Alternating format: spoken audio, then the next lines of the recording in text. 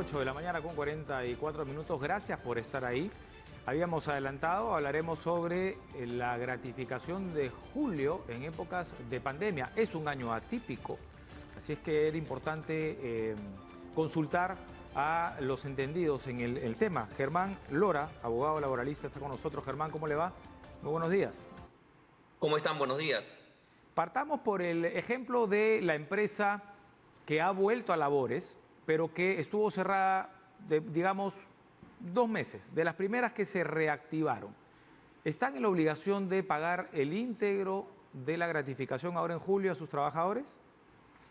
Es que ahí pueden presentarse algunas situaciones, ¿no? Primero, las empresas cuyos trabajadores han podido realizar trabajo remoto, ¿no? Independientemente de la paralización y la imposibilidad de salir, las empresas cuyos trabajadores pudieron realizar trabajo remoto y ya continúan haciendo o ya regresaron a trabajar físicamente, el trabajador tiene derecho al íntegro, ¿no? Correcto. Porque igual ha seguido trabajando. Ese es uno, ¿no? La segunda posibilidad es la de que el trabajador haya estado con licencia con goce de remuneraciones y porque posteriormente va a compensar esas horas trabajadas. Entonces también entraría en que si ha estado una licencia con goce de remuneraciones, Correcto. también le tocaría el íntegro porque se entendería que ha estado como trabajando y después va a tener que recuperar las horas que fueron pagadas y no efectivamente trabajadas, ¿no? Esas Correcto. son dos situaciones que se han presentado comúnmente. A ver, presencial, remoto, termina siendo lo mismo. Presencial hay algunos sectores, como por ejemplo el sector de alimentos. Pero entonces, me Correcto. refería yo a aquellos que definitivamente no trabajaron. Ahora, había un acuerdo entre empleador y empleado también. Hay algunos que acordaron, por ejemplo, licencias sin goce de haber. ¿Qué pasa con ellos? Ya.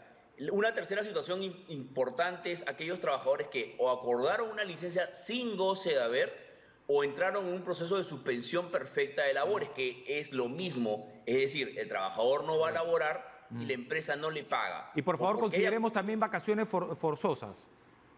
En el tema de vacaciones, vamos por parte más fácil, el tema de vacaciones es igual que los casos de trabajo remoto o de trabajo Perfecto. o Siguen siendo licencia con faltas. goce. Es lo mismo, es decir, si estoy de vacaciones, he estado 1 o 2 meses de vacaciones, esos días, Perfecto. ese tiempo se considera para el monto de mi gratificación, o sea, voy a recibir mi gratificación casi íntegramente, ¿no? Los que sí afectan el monto de la gratificación son los dos casos que estamos conversando: la licencia sin goce de haber y la suspensión perfecta de labores. En esos casos, esos días de licencia sin goce de haber o de suspensión perfecta de labores sí afectan en el monto, porque no se tomarán en cuenta para el cálculo de la gratificación, como vamos a analizar más adelante seguramente. Doctor Lora, ya que habla de la suspensión perfecta de labores, se abre otro marco. ¿Qué pasa con aquella suspensión, aquel trámite que fue denegado por el Ministerio de Trabajo como trabajador? ¿Es que se me acumula el pago, la gratificación o cuál es el proceso? Correcto. Si yo estuve todo mayo y junio, por ejemplo, en suspensión perfecta de labores, por lo menos solicitada por el empleador, y el ministerio la deniega, la desaprueba, entonces esos 2 meses, mayo y junio, se entenderían como que el trabajador tuvo vínculo laboral pagado y por lo tanto se consideran base de cálculo para la gratificación. Se van a considerar para el monto de la gratificación. Entonces Entonces, me dan un reintegro de los meses no trabajados y se calcula también para la gratificación. correcto. Cuando a la empresa le deniegan la suspensión perfecta de labores, el efecto es que tengo que pagarle, en el ejemplo que estamos, mayo y junio como remuneración y además reintegrarle el monto que no dejé de pagarle correspondiente a la gratificación. Es decir, hay un costo importante. Otra figura, doctor Lora, tenemos también casos en los que los empleadores han acordado reducir los sueldos y las personas han aceptado. En esos casos, ¿cómo se distribuiría el monto de la gratificación? Es correcto. En los casos en que las empresas hayan acordado reducción de remuneraciones, lo importante para el pago de la gratificación es saber cuál es la remuneración al 30 de junio. Es decir, hacer un corte al 30 de junio, es decir, cuánto gana el trabajador al 30 de junio. Por ejemplo, si antes de la pandemia ganaba 2.000 soles y hubo un acuerdo de reducción de remuneraciones a 1.500 y al 30 de junio gana 1.500, entonces ese será el monto, los 1.500, la base de cálculo de la gratificación. Y ahí habría que ver cuántos meses ha laborado en los últimos 6 meses para ver si le tocan los 1.500 completo o proporcional. Claro. Y hay otros casos también donde una persona, por ejemplo, con contrato indefinido, tomó vacaciones porque no podía hacer su trabajo de manera remota o tuvo algún otro tipo de licencia porque cayó enfermo, algún tipo de licencia social. ¿Esos meses de para se consideran dentro de la gratificación o quedan por fuera?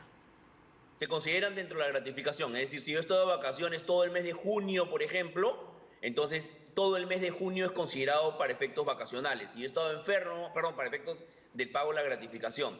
Si yo he estado enfermo 15 días del mes de junio o 20 días del mes de mayo, también se consideran como efectivamente elaborados para el cálculo de la gratificación. En este escenario, doctor Lora, atípico que ya habíamos sostenido, ¿se contemplan multas por no pagar las gratificaciones? Por ejemplo, con la CTS ha pasado algo similar. No hemos escuchado de, al menos, amenazas de multas por no cumplir. ¿O se está dando más flexibilidad de pronto a que los trabajadores finalmente puedan acordar, ¿no? Con los empleadores? Sí, a ver, lo que usted ha dicho es muy cierto. La diferencia entre la CTS de mayo, que debió depositarse en mayo, y ahora la gratificación de julio, es que en mayo se dieron facilidades para poder trasladar el pago de la CTS, posponerlo para noviembre. Entonces, por eso que usted no ha escuchado muchos cuestionamientos al no pago de la CTS, porque se dio la facilidad. Lamentablemente, para el pago de la gratificación de julio, no sé qué habrá cambiado, pero no ha habido ninguna facilidad. Y entonces las empresas que recién se están reactivando se encuentran de cara con un beneficio que es en principio un sueldo, porque en el régimen general es un sueldo completo, que tienen que pagarlo a pesar de que recién han comenzado a reactivarse. Es decir, el gobierno no ha tomado en cuenta la posibilidad de hacer una facilidad en el pago de la gratificación como sí lo hizo en la CTS. Pero en todo caso siempre prima, digamos, la buena relación entre empleador y trabajador, ¿no? Porque, por ejemplo, usted mencionaba la licencia sin goce de haber. Nadie firma una licencia sin goce de haber si no hay un mutuo acuerdo, ¿no? Sí, pero ahí, Nicolás, el problema está en que la ley de gratificaciones de hace bastante tiempo atrás es expresa en declarar nulo cualquier acuerdo para posponer el pago de la gratificación. Es decir, ahí sí tenemos una norma que dice que la gratificación se tiene que pagar de todas maneras en la quincena de julio sin posibilidad de hacer ningún acuerdo para trasladarla o posponerla para otras fechas. Entonces, esa es la diferencia, ¿no? Entonces, el acuerdo de partes aquí no entra, lamentablemente, porque hay una norma expresa. Doctor Lora, pareciera entonces que la única manera de generar algún acuerdo o alguna salvedad tendría que ser expreso por parte del Ejecutivo y tendría que quedar establecido. Una consulta muy puntual. Hay empresas que se han declarado en bancarrota debido a esta pandemia. Sin embargo, sus trabajadores tienen derecho a recibir CTS por los meses del año que sí trabajaron. ¿Qué sucede en esos casos? Sí, a ver, las empresas, hay empresas que han optado, espero que no muchas, pero sí hay algunas que han optado por la única salida en la legislación peruana que no permite cuestionar la actuación del empleador, que es la disolución y liquidación de empresas, ¿no? Y en cualquier disolución y liquidación de empresas hay bienes que van a hacer frente a las deudas laborales en primer orden. Entonces, si una empresa decide ya radicalmente cerrar porque no puede con su carga laboral y la economía de la misma ha sido afectada muy fuertemente, entonces lo que va a pasar es que si esa empresa tiene bienes para liquidar en el proceso de liquidación, lo primero que se van a pagar son las deudas laborales. Entonces el trabajador tendría que esperar que se liquiden bienes, muebles o inmuebles, lo que tenga la empresa, para poder pagar las deudas laborales. Aquí hay que hacer una acotación. ¿El trabajador tiene que hacer un procedimiento o esto es automático? A ver, es que el trabajador lo que tiene que hacer es una solicitud de prelación para la deuda laboral, porque puede ser que los bienes se vendan y no se pague y no se cumpla con la relación laboral. Entonces tiene que estar muy atento el trabajador a que en el proceso de liquidación, si es que la empresa tiene bienes, hay empresas que no tienen bienes, quede algún bien para poder rematarlo o poder liquidarlo y poder pagar la deuda laboral. Entonces, ahí la recomendación es que los trabajadores estén muy al tanto de cuál es el proceso de liquidación de las empresas para ver si hay bienes y que esos bienes paguen como primera opción, como primera deuda, las laborales. ¿Qué es una solicitud de prelación, doctor Lora? Me quedó la duda. Sí. Es una solicitud, en principio, directa y formal a la empresa o a la empresa que está liquidando a su empleador, y si no va a tener que hacerse judicialmente ante una medida cautelar, por ejemplo, para que esos bienes no se despilfarren, ¿no? Sí, correcto. Doctor, hay unas preguntas que llegan sobre el marco de protección para practicantes. ¿Están sujetos también a este beneficio? Los practicantes no tienen derecho a la gratificación, entendida como gratificación tal cual. Los practicantes tienen un beneficio que se llama un monto de subvención cada 6 meses. Es decir, que un practicante no esté esperando que ahora en julio le toque gratificación. Lo que tiene que esperar un practicante es que cada 6 meses de su relación con la empresa que lo ha contratado reciba media subvención, medio ingreso, no uno, medio ingreso, como una subvención adicional. Es decir, si un practicante entró en marzo a una empresa, no tiene que esperar ahora en julio la media subvención, tiene que esperarla en septiembre. Muy bien, queda entonces absuelta esa duda. ¿Qué pasa con la capacidad de fiscalización, doctor Lora? Yo sé que las denuncias pueden surgir en medio de este sistema tan complicado, pero ¿hay una capacidad de respaldo para el trabajador, acudir a algún ente que nos permita sentir esa seguridad y protección si es que el empleador no cumple? A ver, sí, en principio y en el papel sí, que es SUNAFIL, ¿no? En todo a nivel nacional. Lo que sucede es que SUNAFIL está abocada, me imagino, al 300% en los procesos de suspensión perfecta. Acuérdense que los procesos de suspensión perfecta de labores eran 50 al año y ahora son 29.000. Y todos interviene SUNAFIL. Entonces SUNAFIL debe estar con todos sus focos principalmente en resolver esos temas, ¿no? Y dejando poco tiempo para otros temas como la gratificación, por ejemplo. Bueno, y otros temas también, doctor Lora, que tienen que ver con el no cumplimiento del distanciamiento, ¿no? Hay trabajadores que se están quejando que las empresas los están obligando a trabajar en condiciones que no son, digamos, de seguridad en plena pandemia, ¿no? Así que SUNAFIL tiene bastante trabajo. No sé si tenga algo más que apuntar, doctor Lora, para finalizar. No, tener en cuenta que no solamente tienen derecho a gratificaciones lo del régimen general, ¿no?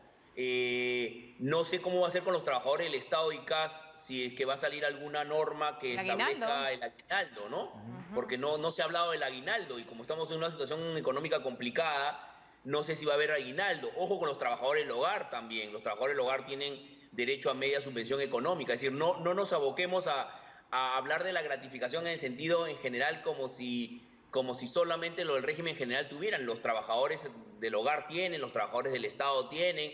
Lo que me preguntaban los practicantes, que también tienen una especie de gratificación, pero no en julio y en diciembre específicamente. Entonces, tener en cuenta que es un beneficio que abarca mucho más allá del régimen general y a otros regímenes especiales también. En tal caso, para terminar, ¿cuál sería el plazo para pronunciarse sobre todos estos beneficios?